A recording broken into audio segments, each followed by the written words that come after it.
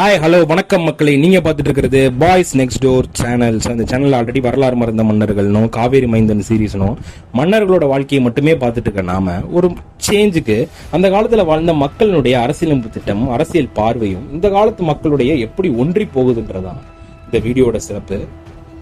மறக்காம ஸ்கிப் பண்ணாம பாருங்க. சப்ஸ்கிரைப் பண்ணாதுங்க, சப்ஸ்கிரைப் பண்ணிட்டு பாருங்க ப்ளீஸ். பிடிச்சதுன்னா லைக் பண்ணுங்க, ஷேர் பண்ணுங்க, கமெண்ட் பண்ணுங்க.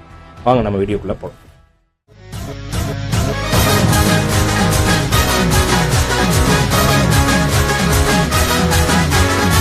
வாழ்ந்துட்டு இருக்கிறது ஜனநாயக நாடு இல்லையா?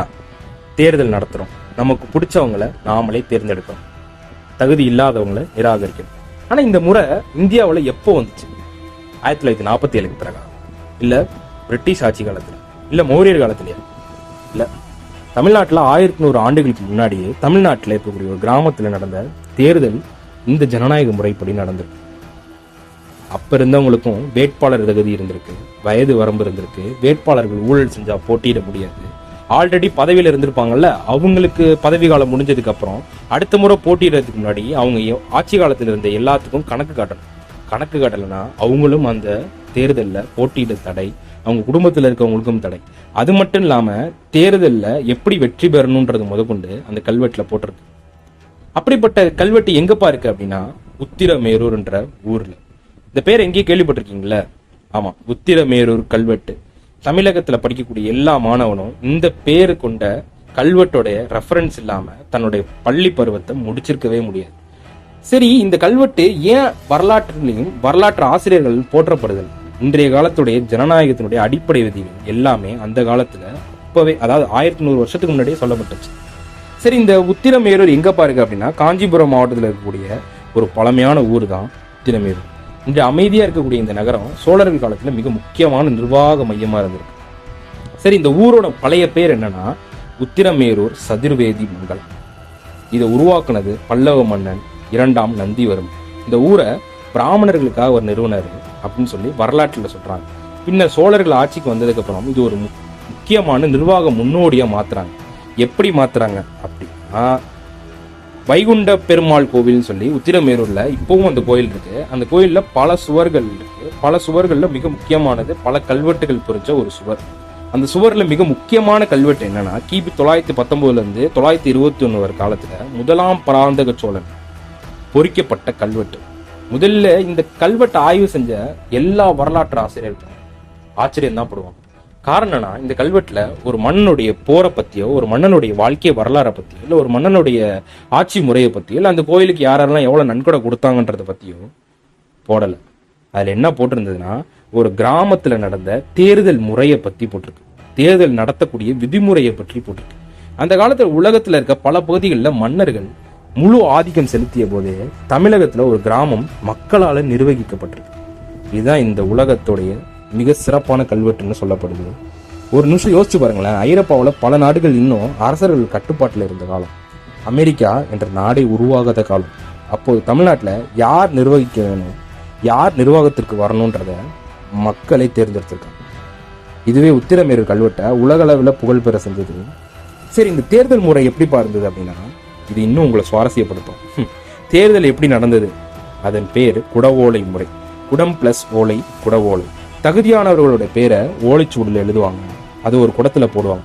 பின்னர் எந்த ஒரு அரசியல்வாதியும் இல்லாம, எந்த ஒரு அதிகாரியும் இல்லாம, எந்த ஒரு தனிநபரோ இல்ல எந்த ஒரு தனிநபர் வெறுப்பும் இல்லாம ஒரு சிறு குழந்தை மூலமா அந்த ஓலைச்சுவடிகளை எடுக்கப்படும் அந்த குடத்துல இருந்து.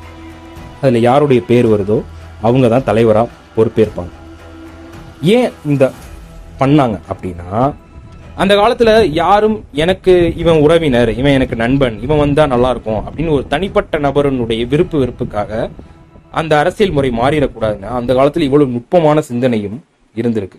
சரி, அந்த வேட்பாளரா நிக்கிறாங்களா, அவங்களுக்கு ஏதாவது தகுதிகளுக்கு அதுக்கு ஏதாவது விதிமுறைகள் இருக்கா? இந்த காலத்தோட ஒன்றி போதுன்னு சொல்றியப்பா அப்படின்னா கண்டிப்பா இருக்கு. அது இன்னும் உங்களை இன்னும் ஆச்சரியப்படுத்தலாம். என்னன்னா, வயது 35 முதல இருந்து 70 வயசுக்குள்ள இருக்கணும், வேத அறிவும் கல்வி அறிவும் இருக்கணும், சொந்த நிலம் கண்டிப்பா வச்சிருக்கணும், கிராமத்துல நிரந்தரமா வசிக்கணும், நல்ல ஒழுக்கம் கொண்டவராக இருக்கணும். இதை கேட்ட உடனே பலருக்கு தோணும், அட இது ஜனநாயக முறை தானே அப்படின்னு. ஆனா அந்த கால சமூக அமைப்புல நிர்வாக அனுபவமும் பொறுப்பும் உள்ளவர்கள் தேர்ந்தெடுப்பது நோக்கமா தான் இருந்தது. இப்போது வருகிற பெரிய திருப்பம் என்ன தெரியுமா? இன்னும் கூட பல நாடுகள் போராடக்கூடிய விஷயம் ஊழல். அந்த காலத்துல ஊழலும் இருந்திருக்கு. அதை எப்படி கட்டுக்குள்ள கொண்டு வந்திருக்காங்கன்னா, உத்திரமேரூர் கல்வெட்டு என்ன சொல்லுது தெரியுமா? ஒருவர் முன்பு பொறுப்பில் இருந்தபோது கணக்கு காட்டாம இருந்தா, நான் முன்னாடியே சொன்ன மாதிரி, அவர் மீண்டும் போட்டியிட முடியாது, ஊழல் செய்தால் முடியாது, அவரது உறவினர்களுக்கும் தடை, பொது நிதியை தவறா பயன்படுத்தினா தடை, குற்றவியல் ஈடுபட்டால் தடை. அதாவது ஒரு நபரை மட்டும் இல்ல, முழு குடும்பத்தையும் பொறுப்புக்குள்ள கொண்டு வந்தவனர். அப்படின்னா அந்த காலத்துல நிர்வாகத்துல கடுமையான தண்டனை இருந்திருக்கு, கடுமையான தடையும் இருக்கு. சோழர்கள் ஏன் இவ்வளவு பெரிய பேரரசை உருவாக்க முடிஞ்சது தெரியுமா? பலர் நினைப்பது வெறும் போர் வெற்றின்னு நினைக்கிறாங்க. அவரோட உண்மையான பலமே வலுவான உள்ளூர் அரசியல் தான், உள்ளூர் நிர்வாகம் தான். ஒவ்வொரு கிராமமும் தன்னை தானே நிர்வகிச்சிச்சு. ரொம்ப முக்கியமான விஷயம் தான். அவங்க கிராமத்துக்கு தேவையான வரியை அவங்களே வசூலிச்சாங்க. நீர்ப்பாசனம், ஏரி பராமரிப்பு, விவசாய திட்டங்கள், கோவில் நிர்வாகம் எல்லா ஊர்லயும் நடந்தது. இதுவே சோழ பேரரசை நூற்றாண்டுகளுக்கும் நிலைநிறுத்தியது. உத்திரமேரூர் மட்டுமா இந்த மாதிரியான ஜனநாயக முறை இருந்திருக்கு அப்படின்னு கேட்டீங்கன்னா, சோழர் காலத்துல கங்கை கொண்ட சோழபுரம், தஞ்சாவூர் பெரிய கோயில் போன்ற எல்லா இடத்துலயுமே நிர்வாக அமைப்பு இருந்திருக்கு. ஆனா கிராம தேர்தல் விதிமுறைகளை இவ்வளவு விரிவா பதிவு செஞ்ச கல்வெட்டு உத்திரமேரூர்ல மட்டும்தான் இருக்கு. அதனாலதான் இது உலகத்திலேயே வரலாற்றுல தனி இடம் பிடிச்சிருக்கு. கன்க்ளூஷனா என்ன சொல்ல விரும்புறேன்னா, ஜனநாயகன்றது நவீன உலகத்தின் கண்டுபிடிப்பு மட்டும் யாரும் நினைச்சிடாதீங்க. தமிழகத்துல 1100 ஆண்டுகளுக்கு முன்பே தேர்தல் நடந்திருக்கு, தகுதிகள் இருந்திருக்கு, ஊழல் தடை இருந்திருக்கு, கணக்கு கேட்கப்பட்டது. முக்கியமா மக்கள் நிர்வாகத்தை தாங்களே தேர்ந்தெடுத்திருக்காங்க. அந்த பெருமையை இன்று நமக்கு நினைவூட்டுவது உத்திரமேரூர் கல்வெட்டு மட்டும்தான். இது வெறும் கல் அல்ல, தமிழரோட அரசியல் அறிவின் சான்று. உலக ஜனநாயகத்தை கற்றுக்கொண்ட காலத்துக்கு முன்பே தமிழகம் அதை பற்றி கொண்டிருந்தது. இது மாதிரி சிறப்பான விஷயம் நான் தெரிஞ்சுக்கணும்னா நம்ம சேனலை சப்ஸ்கிரைப் பண்ணுங்க. தேங்க்யூ.